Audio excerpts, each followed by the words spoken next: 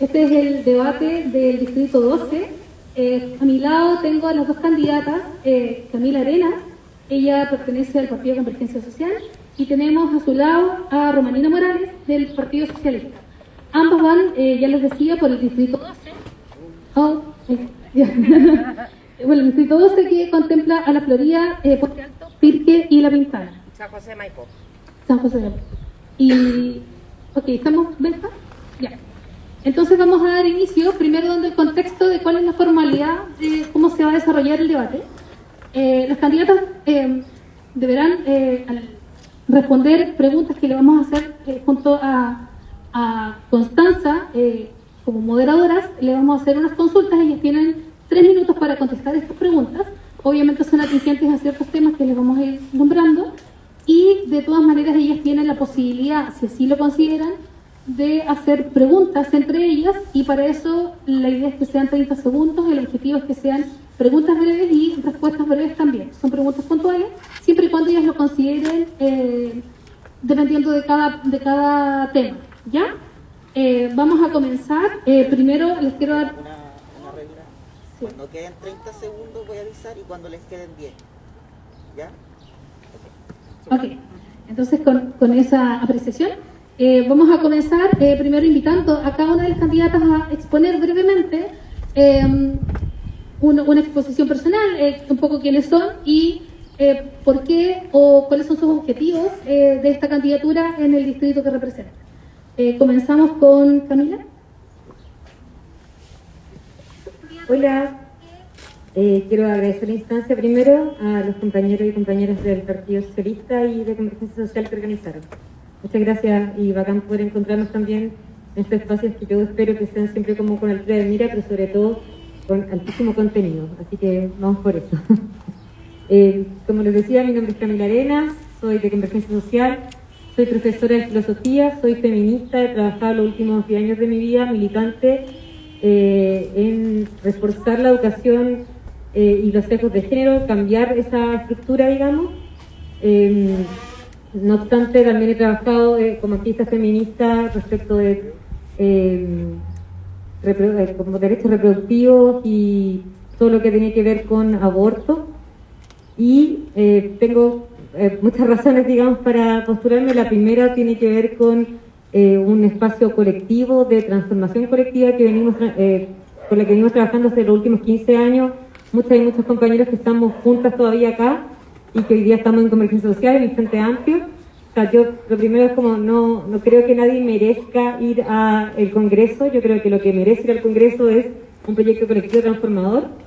Lo segundo tiene que ver con que me interesa mucho, y es lo que hemos tratado de hacer desde las fuerzas del Frente Amplio, desparlamentarizar el Congreso, es decir, sacar solamente la pega de quienes están en la Cámara de Diputados de la discusión parlamentaria, sino que también territorializarlo, y eso significa trabajar en los territorios que nos representan.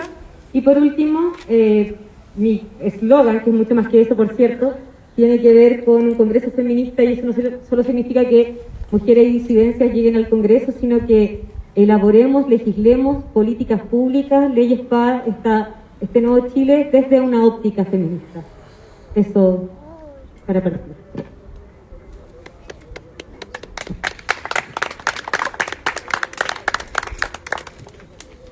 Hola, muy buenas tardes. Mi nombre es Romanina Morales Baltra, tengo 53 años de edad, soy abogada de formación, docente de vocación, servidora pública hace más de 30 años, madre adoptiva de Ariel. Soy hija de Mireya Baltra, quien fue una mujer que luchó espacio dentro de la política en Chile en la representación de género, principalmente en el Parlamento. Fue ministra del presidente Salvador Allende, ministra del Trabajo y Previsión Allende, siendo suplementera, estando en una fuerte crisis de identidad hacia el pueblo y hacia los trabajadores, que esa fue su mayor crítica: cómo una suplementera podía ser ministra del Trabajo y Previsión Social desde la segregación de las clases y de acuerdo a las vulneraciones son inaceptables. Mi padre, Reinaldo Morales, tiene 94 años de edad, orfebre, un joyero, y el primer feminista en la vida, ya que siempre apoyó a mi madre en todo y cada uno de los desafíos políticos. Básicamente nuestros 3 ejes de trabajo, el primero de ellos es la seguridad social, universal en el concepto más amplio de la seguridad social y no solo quedarnos en la parte de la previsión social, sino que la seguridad social es mucho más amplia, tiene que ver con la salud, con los accidentes del trabajo, enfermedades profesionales, entre otras o materias más. Vivir con dignidad, básicamente nuestro programa se enfrenta en 3 grandes áreas, que es el acceso a una vivienda digna, tener transporte, locomoción de conectividad y por último, el respeto hacia el trabajo.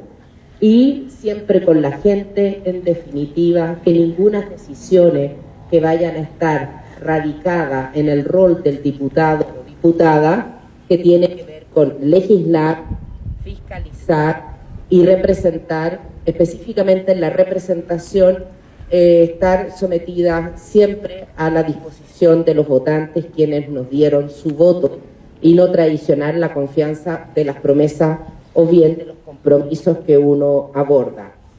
En este largo vivir, en definitiva, nos vamos a focalizar para que volver a tener la confianza en la ciudadanía. Creo que la deslegitimación de la política es severa, es grave, y en la política las mujeres le hacemos bien. Gracias.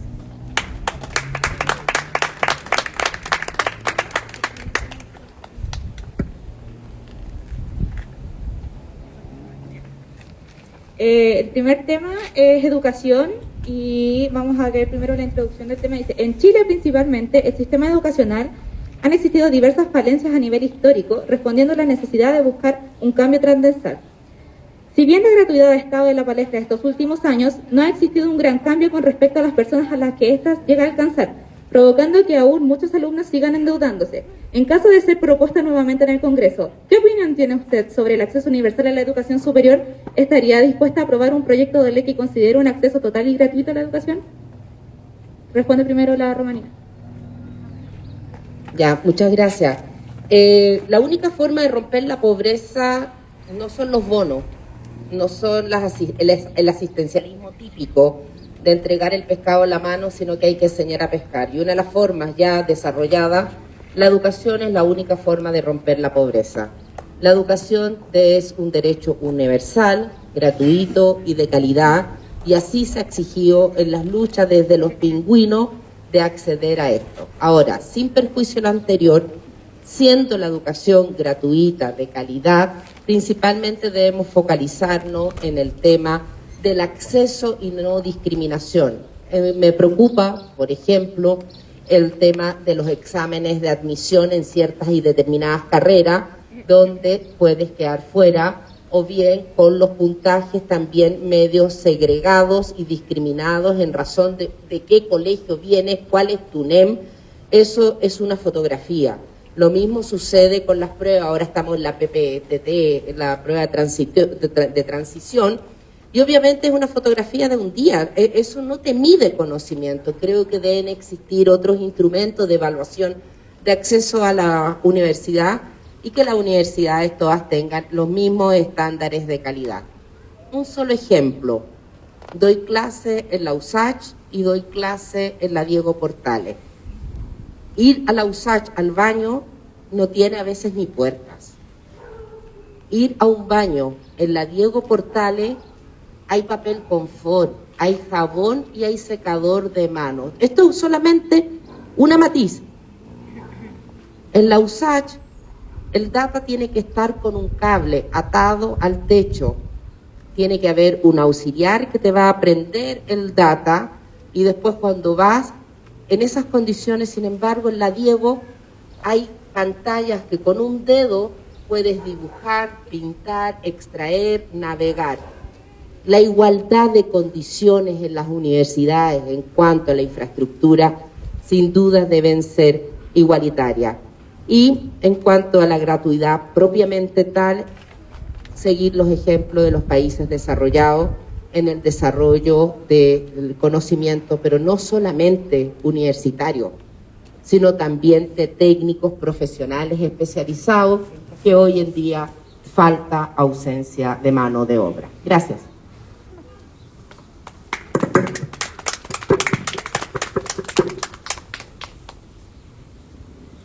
Respecto al acceso universal, por supuesto, uno de los puntales de la lucha estudiantil que venimos dando hace más de 15 años, pero además es parte del programa de transformación de Gabriel Boric, y como yo soy de la lista de Gabriel Boric y del partido de Gabriel Boric, por supuesto, adscribo a esta apertura, digamos, pero tiene que ver más que con el acceso universal suelto, digamos, como sin como apellido, sin un diseño.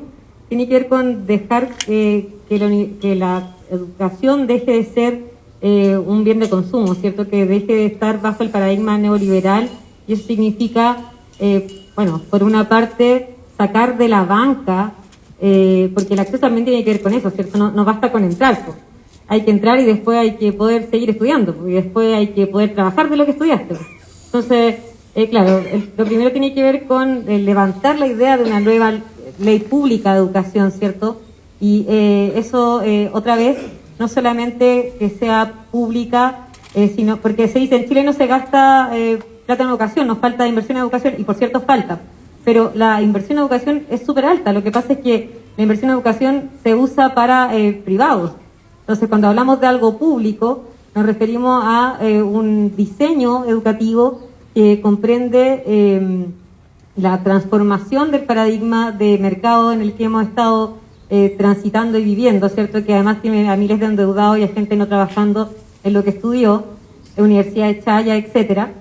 Y en ese sentido también algo muy relevante, siguiendo como profundizando en lo que tiene que ver con la educación neoliberal, es poder entregar herramientas que sustenten este nuevo modelo educativo, y esas herramientas, por ejemplo, en términos docentes, yo que soy profesora de aula, puedo decir que la estandarización de las pruebas y también, por otro lado, el encasillamiento docente son un perjuicio significativo a la educación chilena, y eso se construyó en los últimos 30 años, digamos.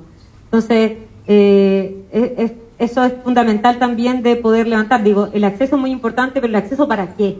¿Cierto? El acceso para no endeudarnos más, el acceso para, por supuesto, con la educación tener herramientas, pero también el acceso universal para terminar con esta lógica a la que estamos amarrados. Y por último, significativamente, y creo que es lo más importante, a mí me interesa que haya una educación no sexista. Yo vengo luchando por ese modelo educativo, porque se trata de entregarle a nuestros estudiantes y a nuestra comunidad educativa una educación sin sesgos de género que determina la vida de quienes estudian y por lo tanto el desarrollo vital de quienes lo hacen. Así que creo que eso es prioritario y no puede quedar al último.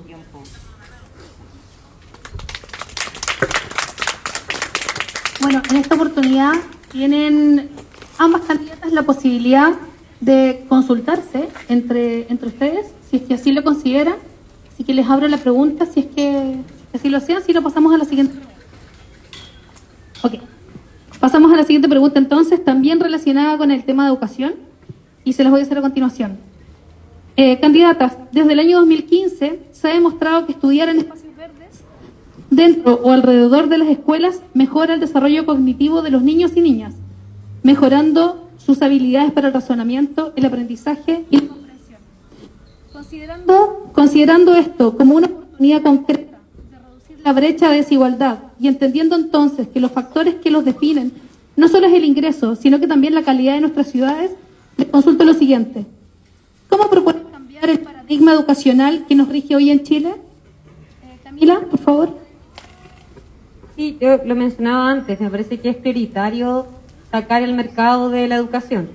Entonces, insisto, una nueva ley de educación tiene que comprender, por ejemplo, lo que se menciona en la pregunta respecto de los espacios verdes, pero muchas más cosas que eso. O sea, podríamos incluso no tener espacios verdes en nuestros espacios de preescolar, de primera infancia, primer ciclo, segundo ciclo, enseñanza media, universidad, mientras tuviéramos una educación que propiciara la emancipación, reflexividad, pensamiento crítico de los estudiantes.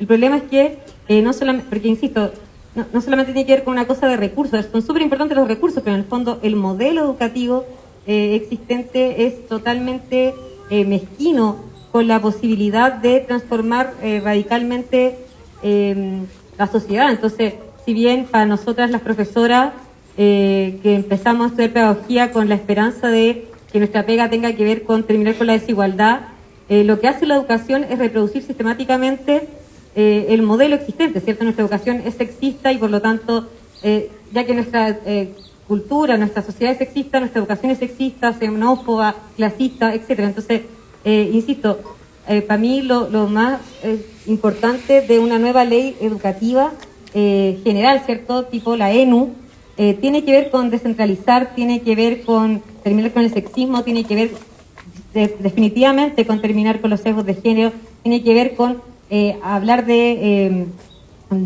inclusión, ¿cierto? Con entenderla desde el modelo de inclusión, con la posibilidad también de que la educación sea un bastión de transformaciones, y eso depende, por cierto, de que el currículum y todo lo que es competente a las comunidades educativas se converse en las comunidades educativas. Eso significa que nuestros ministros de educación dejen de ser ingenieros comerciales y sean profesoras como yo. Eso significa también que dejemos de pasarle más del 80% del presupuesto a los privados. Entonces, claro, acá hay un problema. Por cierto, sería realmente significativo que las chiquillas y los chiquillos estudiaran con áreas verdes a su alrededor, pero más significativo, o sea, ojalá lleguemos a eso, ¿cierto? Pero más significativo sería que el modelo educativo chileno se transformara. Y esa es la exigencia de no solamente los pingüinos del 2001, sino que es una de los primeros diseños de la dictadura respecto de terminar con un proyecto de una nueva sociedad, ¿cierto? Y eso nosotros estamos tratando, al menos desde mi generación, de recuperarlo, de transformarlo en nuestras últimas luchas, porque no solamente tienen que ver con como lo gremial, si se puede decir así, como quienes estudiamos o quienes educamos, sino que tiene que ver con la sociedad en su conjunto.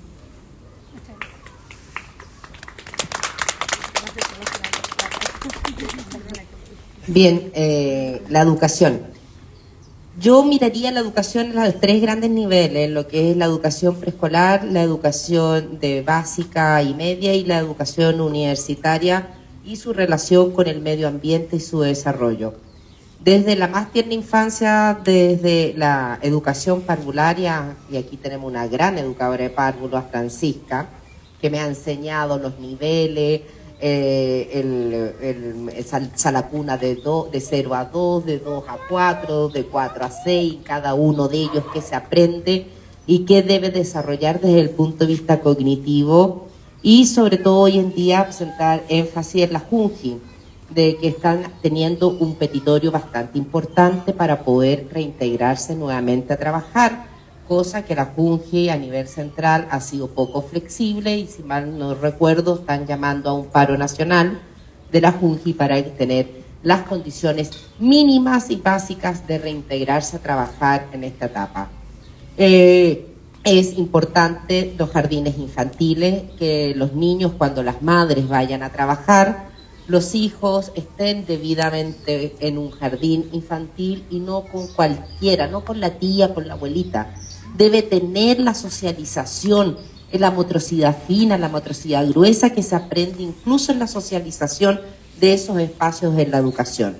En la educación básica y media yo le pondría un énfasis claro de la distinción y la gran brecha que se produce entre los colegios particulares subvencionados y los colegios municipalizados.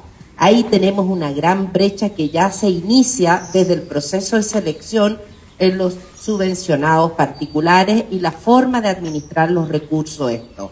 Y cuando un niñito es problemático, que le van a dar Ritalin, que va a llevarlo al psicólogo, que molesta, el niñito molesta, lo más probable es que el colegio particular subvencionado no le vaya a renovar la matrícula y van a tener que ir a un colegio municipal, y aquí depende de qué municipalidad se encuentra el colegio municipal, porque sabemos que los recursos están. Por ejemplo, aquí en la Florida, el alcalde Carter, del total del presupuesto que tiene, solo ha destinado el 20% de ese presupuesto a la educación municipalizada.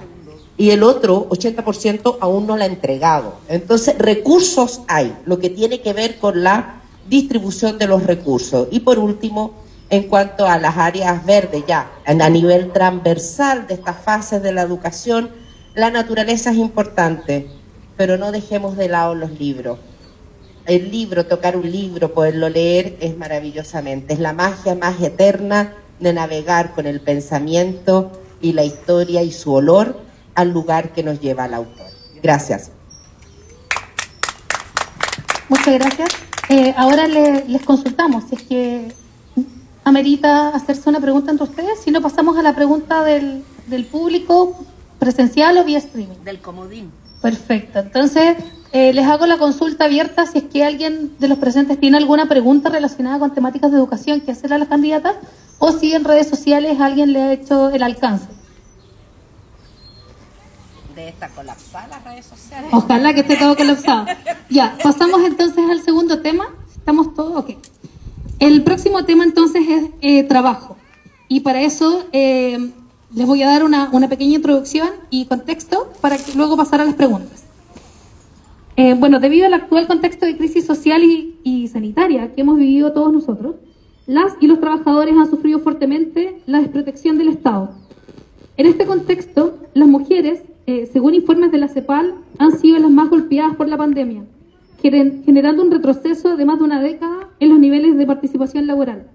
Y particularmente en Chile, actualmente con el fin del estado de catástrofe, las siguientes leyes maternales se darán por terminadas: la ley de postnatal de emergencia y crianza protegida, la ley de trabajo para mujeres embarazadas, que extiende el fuero maternal y enfermedad de niño enfermo menor a 1 año, y la ley de extensión de postnatal de emergencia o nueva crianza protegida.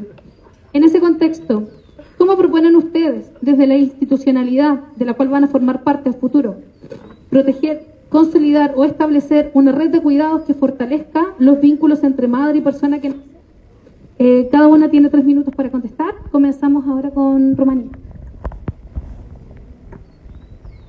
Bien, es un tema bien complejo todo lo que hemos vivido, no solamente en Chile, sino a nivel universal, la pandemia, la cesantía, la desprotección, sentirse vulnerable. Es un tema muy complejo, es multifactorial. Yo creo que la ley de protección a la maternidad ha sido una ley constante en desarrollo de acuerdo a las condiciones existentes. Tuvimos primeramente luchar por una ley de pre y postnatal para las madres, para generar el vínculo precisamente con sus hijos o hijas, y después luchamos para que los hombres también pudiesen tener el postnatal parental, o bien la mujer, de acuerdo a las últimas cifras extraídas de la Superintendencia de Seguridad Social, en Chile solo el 0,9% del total del postnatal parental lo han hecho los hombres. Aquí el cuidado de los hijos no solo le corresponde a las mujeres, sino que también debe ser una responsabilidad compartida padres e hijos, pero en general la mujer es la que se lleva el mayor cuidado en cuanto a los primeros meses en virtud de la alimentación, que el hijo debe estar conectada con la madre. Estas leyes en tiempo, mientras las vacunas no se abran de forma segura al retorno, sin COVID, sin serial, de que efectivamente podamos regresar, yo creo que hay que extenderlo. Sin duda debe extenderse. Y también para la protección de esto y la activación económica fundamentalmente son las pymes, y debemos también ver en cuanto al seguro de la cesantía, ampliar su cobertura. Ese seguro tiene aún harto dinero en los fondos, varios millones de dólares para ampliar la cobertura del seguro de cesantía para las personas y sobre todo para las mujeres que son jefas de hogar. Y por último, yo diría, en cuanto al tema de la protección de la familia, de la salacuna, la ampliación de esta, yo estoy por el proyecto que la salacuna, en cuanto al derecho al trabajo, no solamente sea con 20 mujeres tener el derecho. Yo creo que no hay que hacer distinción de género ni de edad, sino que también los padres tengan derecho a la salacuna igual que las madres. Gracias.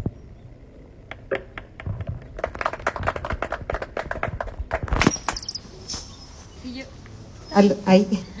Creo que hay algo muy relevante respecto a lo que mencionaba Romanina respecto del postnatal, del proyecto postnatal para los varones, para los padres. Y es justamente a lo que yo apelaba al principio en mi presentación, respecto de construir... Ahí sí. Oye, ¿sí micrófono? De construir un congreso feminista, no solamente para que vayan mujeres, al congreso a tener escaños de mujeres, sino a plantear cosas que no sean leyes que se ajusten a lo que se pueda hacer o no. La ley de postnatal para los varones es una ley terrible que se generó, digamos, con esas condiciones que mencionaba Romanina, ¿cierto? Como las condiciones de lo posible, y las condiciones de lo posible van en desmedro de las familias, las mujeres y, por cierto, la posibilidad de que quienes son madres puedan ser algo más que madres, ¿cierto? O sea, puedan ocupar... Entonces, yo no tendría acuerdo, o sea, me parece bien hacer este puntapié como inicial respecto de lo que decía Romanina. O sea, yo quiero que haya un congreso feminista porque quiero que las leyes que hagamos no las hagamos en la medida de lo posible, sino que sean leyes que contribuyan al desarrollo de una vida digna. Y una vida digna no es una vida con una ley que es a medio morir saltando, que en el fondo le quita la mitad, le quita el sueldo a los padres, le quita del tiempo de la maternidad, del prenatal a las madres también, y hay que repartirse entre padre y madre, ¿cierto? O sea, es una ley absolutamente defectuosa y de eso se trata justamente, no estar en el Congreso solamente haciendo lo que podamos, sino haciéndolo desde una perspectiva que sea radicalmente transformadora, pero para la felicidad, ¿cierto? Para poder vivir bien. Hay un proyecto de Sistema Nacional de Cuidados. Esa es la manera en la que las mujeres pueden realizar, digamos, una vida más allá de estas leyes que son de emergencia, que salieron de emergencia ahora, ¿cierto? Que, por cierto, son un fracaso a la luz de que se acaba el estado de emergencia y ellas también se clausuran. Entonces, el Sistema Nacional de Cuidados lo que levanta es la idea de que quienes somos cuidadoras, por ser madre o por ser cuidadoras en términos familiares, ¿cierto? Podamos desarrollar nuestra vida de manera, que podamos desarrollar nuestra vida en el fondo, o sea, que no solamente estemos atrapados en los espacios de cuidado, y eso, la reactivación de los últimos 10 años que se perdió, digamos, de trabajo femenino, es responsabilidad también de que las mujeres asumen todos los trabajos de cuidado y trabajo doméstico, y con un sistema nacional de cuidado eso se transforma.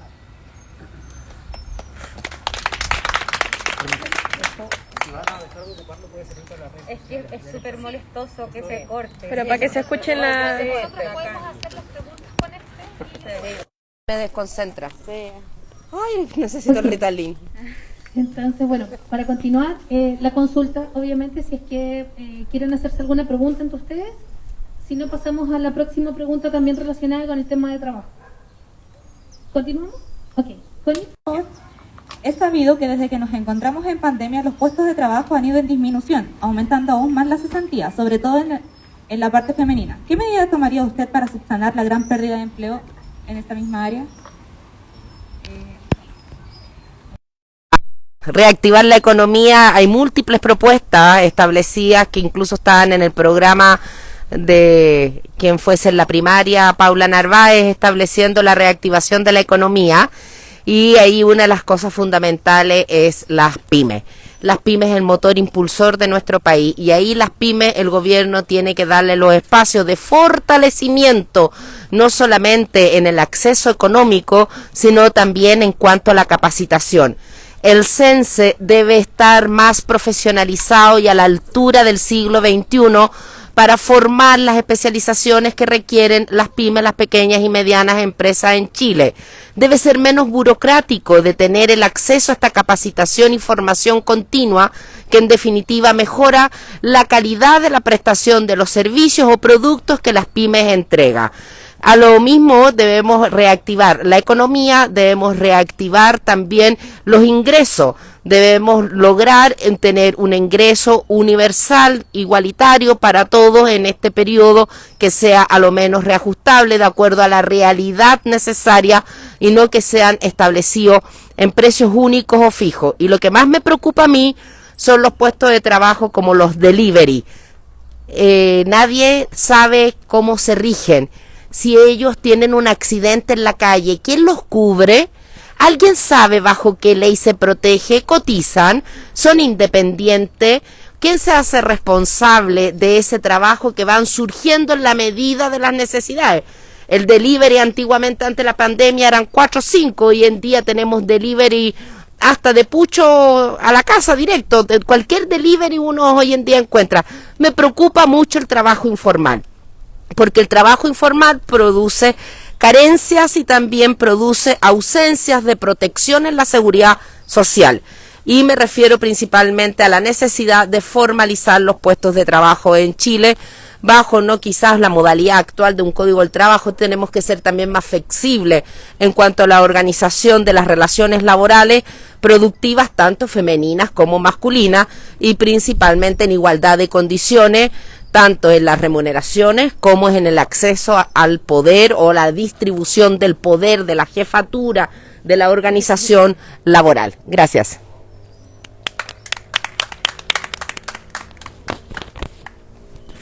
Sí, con respecto a la pregunta, lo primero es que de base, con respecto a temáticas de trabajo, yo creo que tenemos que hablar de derechos laborales desde ahora. O sea, dejar de pensar el trabajo de manera abstracta, sino que entenderlo bajo el código, que efectivamente es la urgencia de las chilenas y los chilenos, que es que necesitamos tener, o de quienes habitan este territorio, ¿cierto? No solo chilenos y chilenas, que es tener un trabajo en dignidad, ¿cierto? Entonces, es relevante pensar en aprobar y en promover las 40 horas.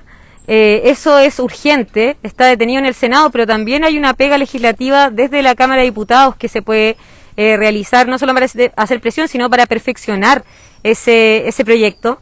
Es importante, como básicamente, digo, como de piso, de escenario para recorrer, para pensar en derechos laborales, hablar de negociación por ramas, poder seguir fortaleciendo la idea que parece que ya fuera antigua, que fuera como de la época, digamos, que como upelienta, dirían los fachos, respecto de el derecho a huelga y la posibilidad de la negociación colectiva. O sea, esos son puntos básicos para poder empezar a hablar de derechos laborales en Chile. Ahora, respecto a la pregunta que hacía Constanza, es importante superar la división sexual del trabajo, y eso significa reconocer y visibilizar los trabajos domésticos y de cuidado. Hay una discusión súper importante en el mundo feminista respecto a si es oportuno o tiene sentido remunerar el trabajo doméstico, porque en el fondo sería remunerar a las mujeres que hacen el trabajo doméstico y de cuidado, ¿cierto? A las mismas cuidadoras, a la abuela, a las tías, que dejan su vida de lado para poder dejar su vida laboral, por cierto, de lado, y su vida, digamos, también, para poder cuidar a sus familiares, etcétera. Y la discusión tiene que ver con que si remuneramos a las mujeres, reproducimos el rol, ¿cierto? Entonces, cuando hablamos de visibilización, a lo que nos referimos es a transformar el paradigma del trabajo y de esta división sexual que hay atribuida a roles. Y yo vuelvo a insistir acá entonces con el proyecto del Sistema Nacional de Cuidado. La manera de revertir la ausencia femenina en el trabajo es llevar adelante un Sistema Nacional de Cuidados que proteja y garantice la posibilidad de las mujeres de trabajar en dignidad, ¿cierto? O de poder trabajar, pero no solamente queremos que las mujeres vayan a trabajar, porque desde la Revolución Industrial en adelante las mujeres trabajan en las peores condiciones, ¿cierto? Nosotros queremos igual paga por la misma pega, ¿cierto? Queremos además que las lagunas previsionales, aunque eso pareciera ser de previsión, sean restituidas para las mujeres, y eso también puede ser un proyecto de ley que nosotras deberíamos poder levantar. Muchas gracias. Bueno, para darle cierre al tema, Yo tengo... les quiero preguntar si es que se quieren hacer alguna pregunta. Sí, yo le quisiera hacer una pregunta a Camila. Principalmente, ¿qué opinas tú con respecto al Estado como empleador, porque en definitiva he escuchado, tenemos el discurso, pero estamos como concentrados solamente en el Código del Trabajo. Entonces quiero saber tu opinión, ¿qué opinas como el Estado como empleador? Sí, es uno de los peores empleadores, diría, seguramente con los delivery en la actualidad, es uno de los peores empleadores que existen en Chile, digamos. Claro, está el Código del Trabajo, y el Código del Trabajo, a propósito de lo que decía al principio de mi respuesta, son 30 segundos. Al principio lo que decía en la pregunta, en la respuesta anterior, el Código del Trabajo es por lo bajo mezquino y por lo bajo un aliciente para que la empresa privada, el capital, trabaje sin ningún tipo de problema en perjuicio de los trabajadores. Entonces el Estado tiene que transformar, el Código del Trabajo tiene que transformarse para que también los trabajadores públicos puedan acceder a un régimen distinto al que actualmente existe, que es bueno, yo trabajo en la Universidad de Chile, por ejemplo, y tengo, o sea, boleteo, digamos, llevo 5 años boleteando. Esa es la realidad de las que trabajamos en el sector público. Muchas gracias. Camila, ¿quieres tú también? Sí. Hay una pregunta respecto como de los sectores. Entonces, te quería preguntar como, para transformar las leyes laborales, lo que se necesita es un quórum simple, o sea, no siempre discutimos respecto de cómo la derecha no nos ha dejado hacer transformaciones significativas porque no tenemos, porque los 2/3, etcétera, pero para las leyes laborales es con quórum simple. Entonces quería preguntarte como, ¿por qué ahora? O sea, si este último tiempo, yo sé que ha sido difícil, digamos, con la derecha, pero ¿por qué ahora vamos a transformar si lo que ha pasado en los últimos 30 años ha sido todo lo contrario? O sea, flexibilización laboral, digamos, garantías para que la atención capital-trabajo tenga una preferencia por el capital, ¿cierto? Y por quienes lo desarrollan y no por los trabajadores. O sea, ¿por qué ahora y cómo ahora? ¿Cachai? ¿Cómo se puede transformar desde tu sector, que lo que ha hecho en los últimos 30 años respecto a pega, a trabajo, ha sido profundizar la brecha y esa tensión entre capital y trabajo, digamos? Gracias por tu pregunta. En primer lugar, la única rama del derecho que existe que no se transforma automáticamente desde el Estado es precisamente el derecho laboral. El derecho laboral se modifica a lo largo de la historia y de todas las universalidades de los países desarrollados por el impulso de la clase trabajadora, es la que es emergente en la exigencia de estos requerimientos hacia el Estado. No ha existido una autorregulación por parte del Estado en este sentido. En cuanto a mi sector, se lograron varias cosas en cuanto a materia laboral, las cuales a veces te tratan de soslayarse, como por ejemplo la discriminación que se hacía en la hospitalización por un accidente del trabajo, enfermedades profesionales del obrero y el de cuello y corbata. Uno iba al hospital público y otro a la mutual. Logramos de que ambos en igualdad de condiciones fuesen atendidos en el mismo centro de salud. Logramos también, en el sector público, el acceso a la escala única de sueldo, en la igualdad de condiciones, los concursos públicos de las mujeres y los hombres, al igual el currículum ciego. Logramos disminución de la jornada laboral después les puedo dar el decálogo completo, todo lo que se hizo en los supuestos 30 años. ¿Cómo supuesto? Muchas gracias. Queremos dar ahora el paso para que alguno de los presentes quiera hacer alguna pregunta que tenga relación con este tema. Por favor, acércate para poder pasarte el micrófono y te pueden escuchar la pregunta. Ahora está funcionando. ¿Cómo están, chiquillas, chiquillos, todos aquí presentes? Bueno, yo me quiero un poquito enfocar en un tema que habla de este mismo tema, que era la maternidad.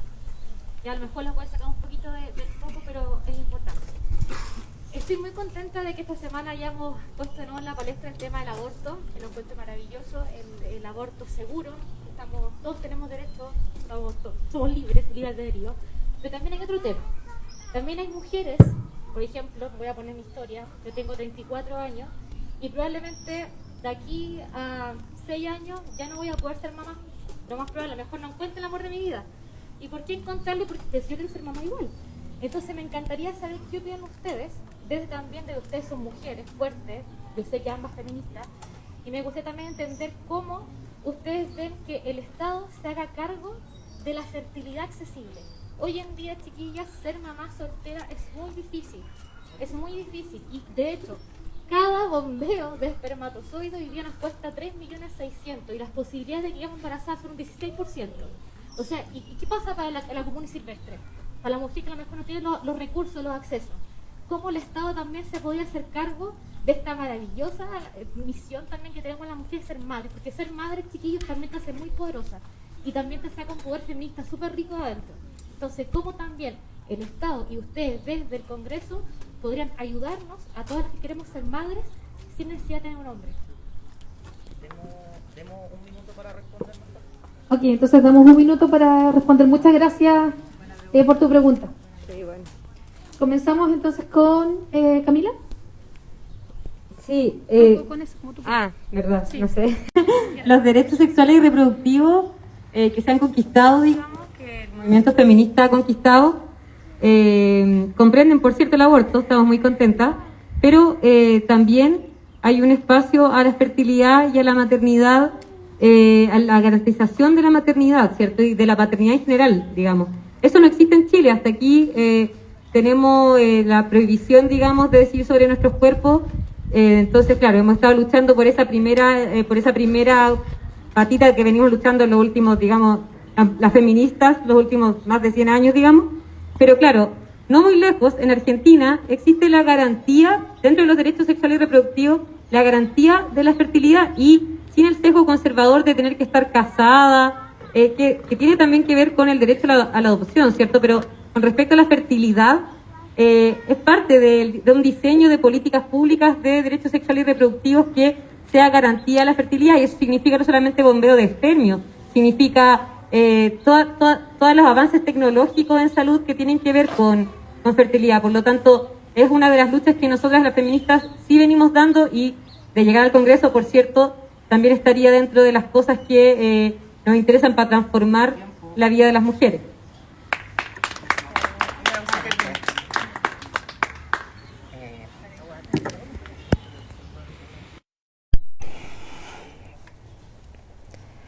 Yo no fui madre porque no pude serlo.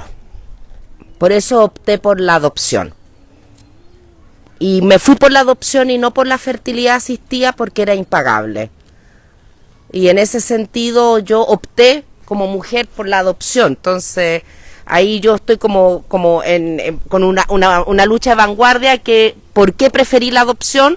Porque entendía de que había más niños en estado de abandono y susceptibles de ser adoptados, que nadie los iba a querer. Iban a crecer en el Sename y no iban a los 18 donde tener que ir. Por eso yo opté por la adopción como mujer, en ese caso viviendo la infertilidad. Pero, no obstante lo anterior, las mujeres somos libres de nuestro cuerpo. Si queremos tener el hijo, si no lo queremos tener, y si quiero tenerlo con una inseminación artificial o inseminación asistida, por supuesto que debiera estar dentro de los planes de salud como un derecho más garantizado. Muchas gracias. Entonces, con esta pregunta vamos a dar el cierre a este tema y vamos a pasar al siguiente. Y este ya es el último tema. Bueno, las invito entonces a oír la introducción y el contexto para luego formular la pregunta. El tercer tema es el medio ambiente.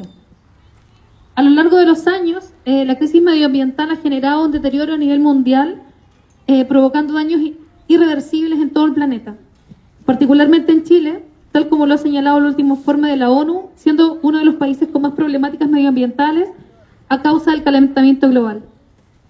Entonces, en ese contexto, les formulo la pregunta. El año 2008, bajo la administración del primer gobierno de Michelle Bachelet, se aprobó el proyecto de la central hidroeléctrica Alto Maipo, que actualmente se encuentra en sus etapas finales de construcción, siendo este un año decisivo para todos quienes han dado una lucha ciudadana contra el proyecto, por ser considerado altamente nocivo para toda la comunidad y para la preservación del medio ambiente local y regional. Teniendo este proyecto como ejemplo, yo les pregunto a ambas candidatas, ¿cómo es que proponen de manera concreta y precisa cambiar la economía energética que ha primado todos estos años en los gobiernos pasados y en ejercicio, entendiendo que han sido gobiernos que no solo han potenciado una institucionalidad ambiental enfocada en el lobby y que el progreso económico extranjero, sino que siendo cómplice también de la vulneración de los derechos humanos, por ejemplo, su libre acceso al agua y a su población. Comenzamos con Romanina en esta ronda. Efectivamente, las hidroeléctricas, yo creo que la hidroeléctrica es una energía que va en retroceso. ¿Por qué va en retroceso? Porque estamos frente a una sequía. Por lo mucho que nosotros queramos encauzar las riberas del río hacia la hidroeléctrica, no va a ser posible porque no vamos a tener agua. Por lo tanto, ahí sí yo creo que debemos tener la creación de lo que se llaman los recursos energéticos no tradicionales, como, por ejemplo, aprovechar el sol con los termospaneles, aprovechar los vientos bellos de Aysén, que Aysén en un 100% es proveedora de su propia energía eolítica. También, ¿por qué no focalizarnos, como en los países desarrollados, el uso de la basura como el calor que desprende desde las tierras? Yo creo que no debemos seguirnos concentrando sobre todo en bienes de la naturaleza que no son renovables, que no se pueden renovar. Y el tema de la sequía es un tema sumamente grave, porque a su vez lo podemos relacionar con el acceso al agua. Por eso estamos en un proceso constituyente también. Del 2% del agua total en Chile es uso o consumo humano. El 80% va para las mineras y para principalmente las mineras y la producción de las hidroeléctricas. Ahí hay que cambiar el sentido de todos los que son bienes de la naturaleza, los que nos corresponden a todos, debiera ser propiedad de todo. Y lo otro que también debiera reformularse el sentido y alcance del Ministerio del Medio Ambiente y de la Superintendencia del Medio Ambiente, que tiene muy escasas facultades de fiscalización, principalmente en el cuidado de nuestros bosques nativos. Muchas gracias. Camila, con esto con el otro micrófono, como tú lo deseas. Ahí, ya. Sí, respecto al medio ambiente y al tema de la hidroeléctrica, claro, o sea, estamos en una crisis climática, hay un cambio climático avasallador que ha estado dejando como no solamente personas perjudicadas, ¿cierto? El planeta perjudicado, sino como una parte de la gente más vulnerable perjudicada. Los mayores perjudicados por el cambio climático son niños, personas mayores y mujeres. Eso estadísticamente y documentado, digamos, ¿cierto? Entonces, lo primero que hay que hacer es pensar un nuevo modelo de desarrollo, que sea un nuevo modelo de desarrollo energético, pero también un nuevo modelo de desarrollo productivo, ¿cierto? El extractivismo es el conflicto en el tercer mundo. Entonces, cuando hablamos de los países desarrollados, lo que pasa es que los países desarrollados lo hacen muy bien porque acá es donde están sus fuentes de materias primas, ¿cierto? De explotación sin tener en cuenta el sentido de la humanidad, de la biodiversidad. Entonces, claro, sale súper bien en Australia, pero improbablemente lo haga acá mientras mantengamos una hidroeléctrica que, por cierto, no solamente reúne el rechazo de todos quienes son las entendidas y entendidos, sino que afecta y tiene en peligro glaciales, distintas biodiversidad, ¿cierto?, etcétera. Entonces, lo que tenemos que plantear porque en el fondo yo quiero entrar al Congreso, ¿cierto? Yo no voy a ser la Presidenta de la República ni voy a poder cambiar el extractivismo de Chile, pero sí podemos legislar a favor, digamos, de extracciones responsables, de la posibilidad de que exista en Chile la producción necesaria para poder sobrevivir, estar correctamente a propósito de lo que podamos extraer, pero sin dañar el medio ambiente de las personas. Necesitamos marcos normativos que regulen, que puedan proteger y que puedan conservar. De eso se trata, pensar un nuevo modelo de desarrollo. Entonces, se habla, por ejemplo, Lagos habla del hidrógeno verde, que es una gran propuesta, también está en el programa de Gabriel Boric. Lindo hubiese sido que Lagos no hubiese tenido el lobby de las empresas extranjeras para no solamente aprobar Hidroaicén, Alto Maipo, sino aprobar los, digamos, informes de riesgo ambiental que lograron que esos grandes proyectos, que son megaproyectos, que hoy día tienen en probabilidad de zonas de sacrificio acá mismo, en nuestro mismo distrito, digamos, y en el fondo ¿cómo es que podemos transformar esta situación? Podemos transformarla legislando, porque hay una voluntad presidencial respecto de proyectos como abrir el parque de San José de Maipo, pero también hay una posibilidad legislativa, y eso significa legislar para pensar en el nuevo modelo de desarrollo y transformarlo a través de indicaciones y leyes. Muchas gracias. Les hago la consulta. Si es que desean hacerse alguna contrapregunta en esta, pasamos a la próxima pregunta. Constanza. Chile es uno de los países con mayor yacimiento de minerales. En este último tiempo, el proyecto Dominga ha estado ocupando todos los medios de comunicación. Si bien sabemos que ofrece una mayor cantidad de puestos de trabajo, ¿usted legislaría a favor de este proyecto sabiendo que se sacrifica el medio ambiente? ¿Empieza la Cami o la Ro? La Cami. No, legislaría en contra de Dominga. Y me parece que cualquier persona que tenga no solamente un espíritu transformador, sino que se haya desarrollado en política desde la izquierda debería rechazarlo, independiente de este juego perverso siempre de los trabajos que puede otorgar a un sector desfavorecido de la población en donde se encuentra Dominga.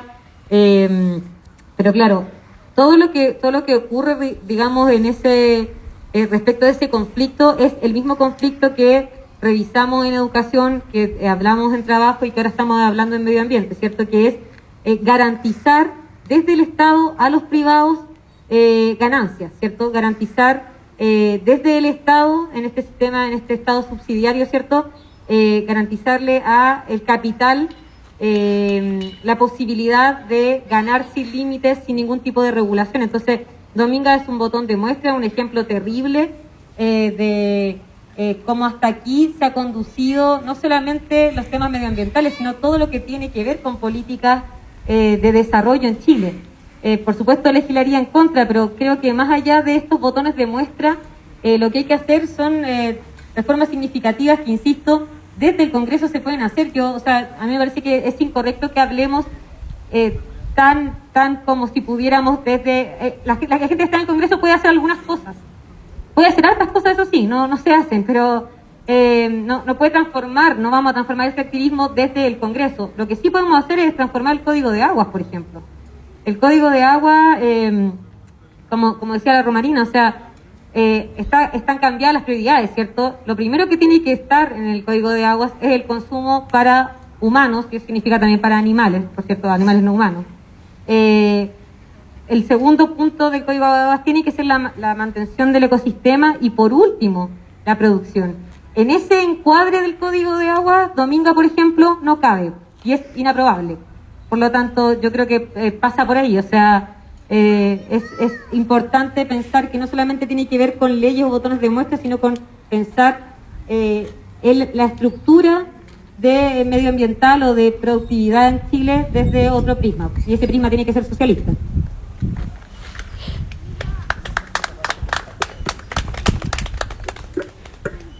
Bueno, es una falacia esto de decir de que vamos a aumentar los puestos de trabajo en aras del sacrificio del medio ambiente. Eso no ha lugar. No ha lugar. El medio ambiente tiene la misma priorización tal como lo tiene el trabajo. Si uno analiza todas las mineras chilenas, una mina tiene una vida útil de 30 años. Después de 30 años, la mina se convierte en producto estéril, en chatarra, en basura y en contaminante. Si bien es cierto, también nuestro país es productor, uno de los productores más grandes de cobre, oro y plata, pero hoy en día cada vez más esta producción va en disminución porque el cobre ha sido sustituido por otro elemento en el mundo. Ya el cobre no es la primera necesidad como para la transmisión de la electricidad y del calor. Y en el sistema de doña Dominga, sin duda, para sacar adelante la familia y no perjudicar en definitiva las higueras y sus alrededores, debiese desarrollarse una política clara de más bien focalizar en un ecoturismo, en poder tener un desarrollo turístico sostenible sin dañar el medio ambiente. El medio ambiente es la única herencia que nosotros podemos dejar a nuestras próximas generaciones.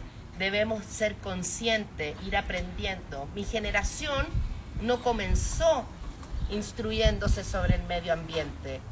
Yo me instruí del medio ambiente con mi hijo, porque nuestra generación no era respetuosa ni amigable con el medio ambiente.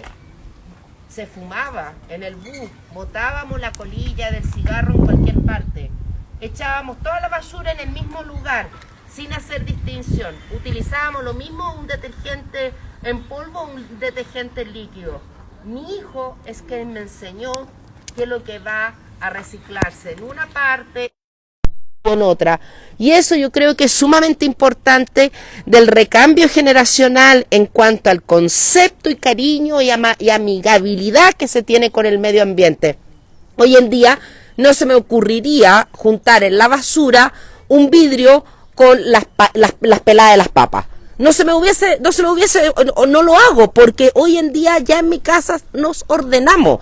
Y yo creo que esta conciencia de la generación millennial y Z, que nos puede enseñar a nosotros, a los veteranos ya de 53 años, pero joven eterna, obviamente se agradece. Yo creo que todo el sistema productivo, doméstico, familiar, lo cualquiera sea, es transversal, el medio ambiente es sagrado.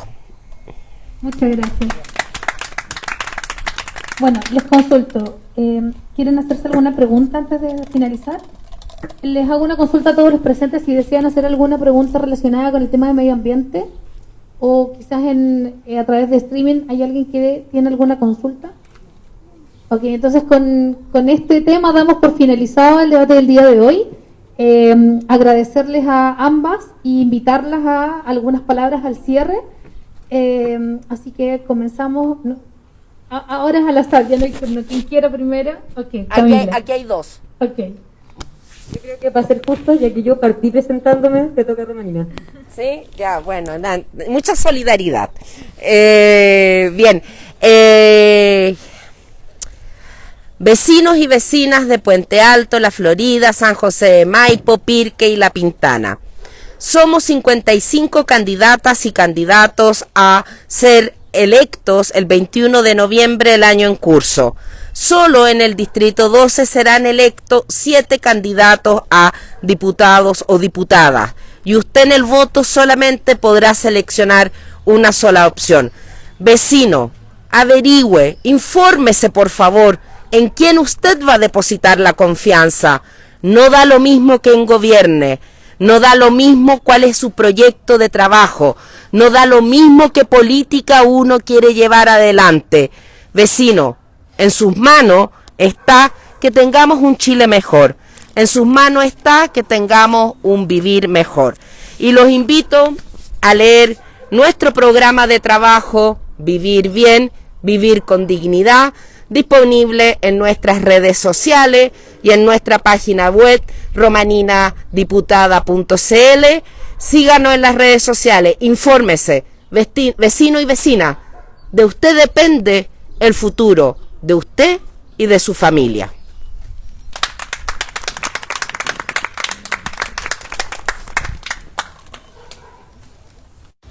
Ahí. Sí, mis palabras finales tienen que ver con lo que hemos podido estar viviendo en el último tiempo desde la revuelta. Yo he sido parte desde el feminismo, de los movimientos sociales que venimos dando una pelea los últimos 15 años. Yo tengo 35 años, 34, todavía no cumplo, esta semana cumplo 35. Así que claro, mi experiencia tiene que ver con mi vida, pero me parece que 15 de 35 son hartos años. Y lo que a mí me interesa para llegar al Congreso no tiene que ver mucho conmigo, como con la Camila Arenas, con una agenda propia, ¿cierto? Sino más bien con este proyecto colectivo del cual yo me siento parte, que es un proyecto colectivo de transformación radical, de profundización de la democracia. Se habla de los 30 años, sin que sean supuestos, porque por cierto son 30 años, digo, de hecho son 30 años, pero digo, se habla de 30 años, pero no se habla de 30 años por atacar un sector, ¿cierto? Se habla de 30 años a propósito de la falta de dignidad que nuestro pueblo ha tenido que sufrir a propósito del neoliberalismo. Y el neoliberalismo se instauró con Pinochet, pero se fortaleció en estos 30 años. Yo soy feminista y la búsqueda de nosotras y de nosotros los que estamos acá, que somos parte de la Prodignidad, de Convergencia Social, tiene que ver con democratizar el sistema político, con terminar con la división entre lo político y lo social, y por eso decía que uno de los ejes más relevantes para nosotros es poder trabajar desde el territorio.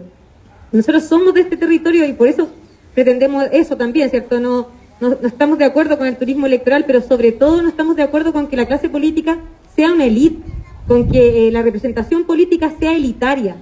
Esa es la transformación y eso es lo que se pedía desde el 18 de octubre en adelante y es lo que se viene levantando desde las organizaciones sociales. Entonces, claro que no importa quién gobierne, nosotros estamos con Gabriel Boric desde el principio, ganamos una primaria democrática que fue legal, digamos, porque nosotros tenemos un proyecto que es un proyecto de una fuerza transformadora que esperamos poder entregarle a las instituciones. No queremos más la institución que conocemos.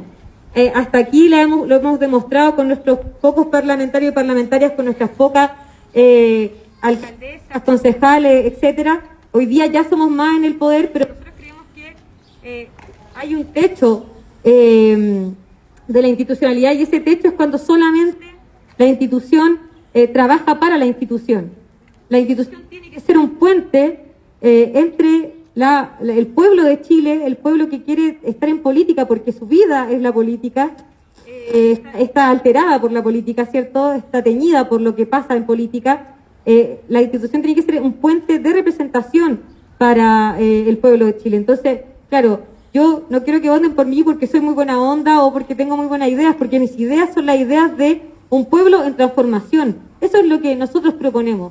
El diseño de nuestro programa es un diseño que construimos en conjunto con nuestras compañeras y compañeros desde una perspectiva también feminista. Insisto, el feminismo no es solo para mujeres, el feminismo es para ampliar los márgenes de la justicia social.